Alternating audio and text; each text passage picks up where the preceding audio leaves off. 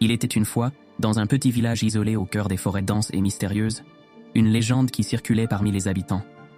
Ce village, bien que pittoresque avec ses maisons en pierre et ses ruelles pavées, était hanté par une histoire tragique. Les anciens racontaient qu'un homme, nommé Julien, avait croisé la route d'une femme d'une beauté envoûtante, mais qui portait avec elle une aura de tristesse. On disait qu'elle était l'esprit d'une femme morte, errant à la recherche de paix et de rédemption. Julien était un jeune homme rêveur, souvent perdu dans ses pensées. Il aimait explorer les bois environnants, s'émerveillant devant la nature et cherchant des trésors cachés. Un jour, alors qu'il se promenait au bord d'un ruisseau scintillant, il aperçut une silhouette au loin. Intrigué, il s'approcha et découvrit une femme aux longs cheveux noirs comme l'ébène et à la peau aussi pâle que la lune. Elle semblait perdue dans ses pensées, regardant fixement l'eau qui s'écoulait. Son visage était empreint de mélancolie, et bien que sa beauté fût captivante, il y avait quelque chose d'inaccessible en elle. Les villageois lui avaient souvent parlé de cette apparition mystérieuse, mais Julien ne pouvait pas croire à ces histoires. Il avait besoin de comprendre qui elle était. La curiosité le poussait à revenir encore et encore dans les bois pour la voir. À chaque rencontre, il se rapprochait un peu plus d'elle. Ils échangèrent des regards silencieux chargés d'émotion, mais aucun mot ne franchissait leurs lèvres. Julien sentait que derrière cette beauté se cachait une profonde tristesse. Une nuit étoilée, alors que la lune baignait la forêt d'une lumière argentée, Julien décida de s'aventurer profondément dans les bois, avec l'espoir de parler à cette femme énigmatique. Il savait qu'il devait surmonter sa peur et son hésitation pour découvrir son histoire. Alors qu'il marchait sur le sentier étroit, le bruit des feuilles crissant sous ses pas résonnait dans le silence nocturne. L'air était frais et chargé de mystère. Lorsqu'il atteignit enfin le ruisseau où ils s'étaient rencontrés pour la première fois, il la vit là, comme si elle l'attendait. Son cœur battait la chamade alors qu'il s'approchait lentement d'elle. Cette fois-ci, il prit son courage à deux mains et lui parla. « Qui es-tu ? Pourquoi es-tu ici ?» La femme tourna lentement son regard vers lui. Ses yeux semblaient refléter des siècles de douleur et de perte. « Je suis Éléonore », murmura-t-elle d'une voix douce comme un souffle de vent. « Je suis piégée entre ce monde et l'autre depuis ma mort. J'ai perdu celui que j'aimais et je ne peux trouver le repos tant que son souvenir demeure vivant en moi. » Julien écouta attentivement son récit tragique. Éléonore lui expliqua qu'elle avait été promise à un homme qu'elle aimait profondément. Leur amour était pur et sincère, mais un jour, lors d'un voyage en quête d'aventure, son fiancé avait trouvé la mort dans un accident tragique.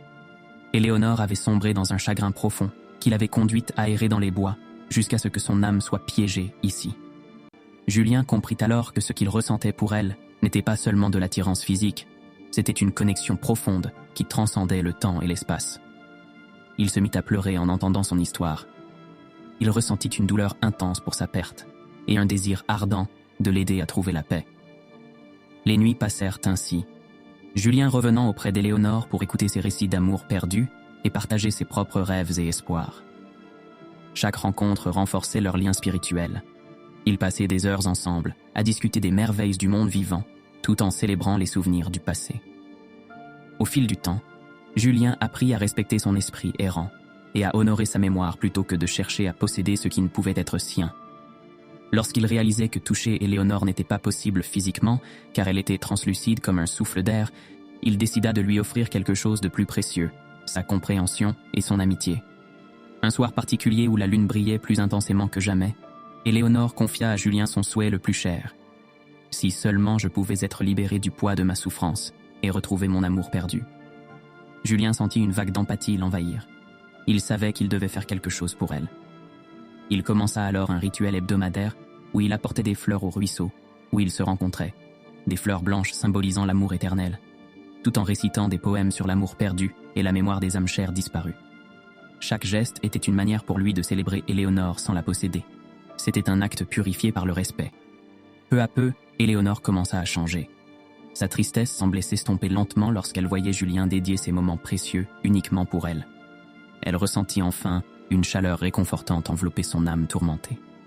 Finalement, après plusieurs mois passés ensemble dans cette communion spirituelle unique entre deux âmes blessées par la vie, Éléonore se sentit prête à faire ses adieux au monde terrestre qui l'avait emprisonnée si longtemps. Une nuit étoilée où les lucioles illuminaient les bois comme des étoiles descendues sur terre, elle prit Julien par la main pour lui dire au revoir.